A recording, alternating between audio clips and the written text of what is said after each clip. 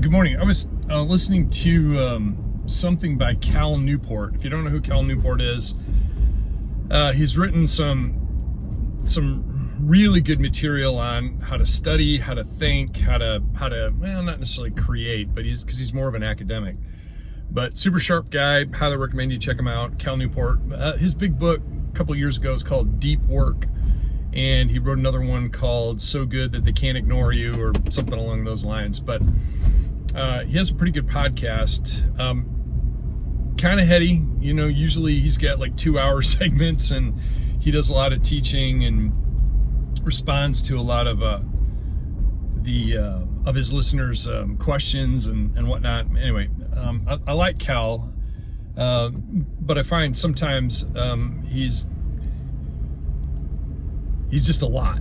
I'll put it that way.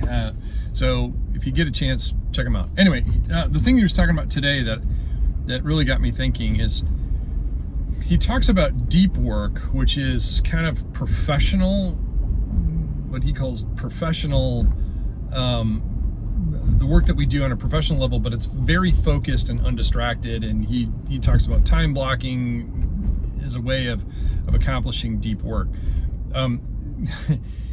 Kind of in the parlance that I'm used to, it's just figuring out how to get crap done, right? It's more than that, but you get the idea. Today, he turned his attention to something a little bit different.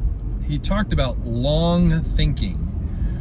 And for him, long thinking was more of a creative process, or spending more time on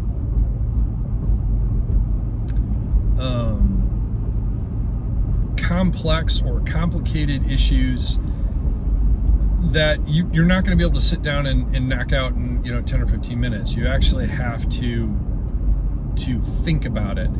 I heard someone else describe this previously, called deliberation. Is that we used to value deliberating things. It means to really think about stuff.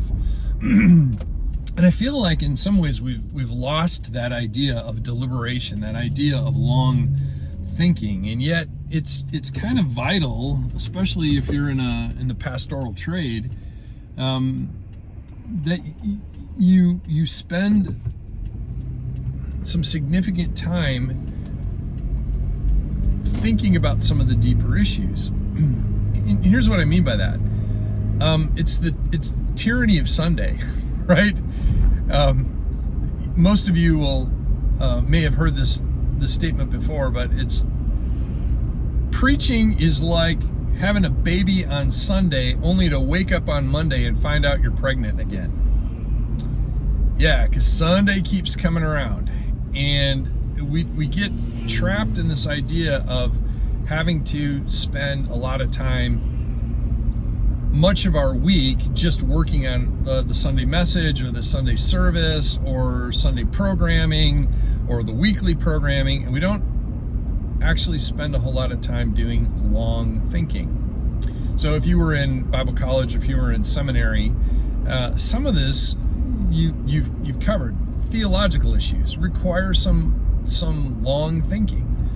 There are some political things out there that also require some long thinking. And what the Christian response is to those. And so if you want to think Christianly, at least that's how we learned it at Asbury Seminary, is to think Christianly, I think runs parallel to this idea of long thinking.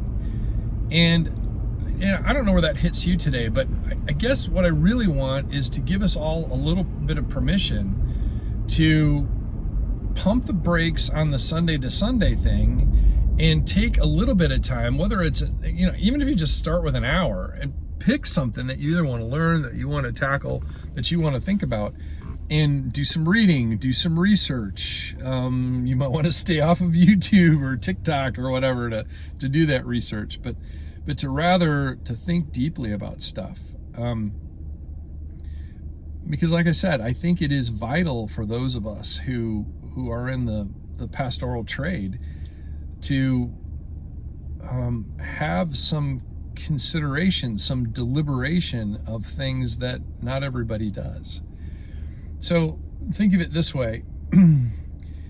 You can give all kinds of platitudes to somebody who just, say, lost a loved one, especially if they're a non-believer. But do you have the wisdom that comes from long thinking to be able to minister to that person without platitude?